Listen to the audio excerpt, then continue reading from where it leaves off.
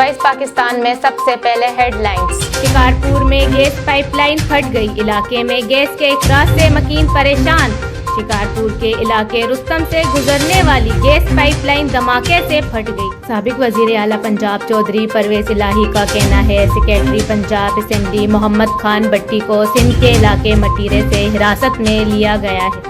परवेज इलाही ने बताया कि मोहम्मद खान भट्टी को इस वक्त हिरासत में लिया गया जब वो हिफाजती जमानत के लिए सिंध हाई कोर्ट जा रहे थे। साबिक सदर जनरल परवेज मुशर्रफ की नमाज जनाजा और तदफीन आज कराची में होगी। जनरल परवेज मुशर्रफ की नमाज जनाजा आज दोपहर polo ground Malir cantt Karachi में अदा की जाएगी। पुलिस ने गुजरात में साबिक वजीर आला पंजाब चौधरी परवेज इलाही के घर पे छापा मारा और 2 मुलाजमीन को हिरासत में ले लिया। छापे के दौरान पुलिस ने चौधरी परवेज इलाही के घर से मुख्तलिफ दस्तावेज और फाइलें कब्जे में ले ली। MQM पाकिस्तान ने कराची से कौमी असम्बली की 9 नशिस्तों पर तगड़े उम्मीदवार खड़े करने का फैसला कर लिया। MQM पाकिस्तान की जानिब से मुस्तफ़ा कमाल, फारूक सत्तार और वसीम अख्तर को कागजात नामजदगी जमा करने की हिदायत की गई है। कश्मीर में असिस्टेंट कमिश्नर की सरबराही में तजावुजात के खिलाफ ऑपरेशन किया गया। दुकानों के आगे तजावुजात करने वालों को जुर्माने आयद किए गए।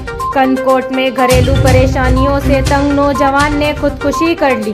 गोसपुर शहर के रिहायशी अकबर जाफरी ने खुद को फंदे से लटका कर खुदकुशी की।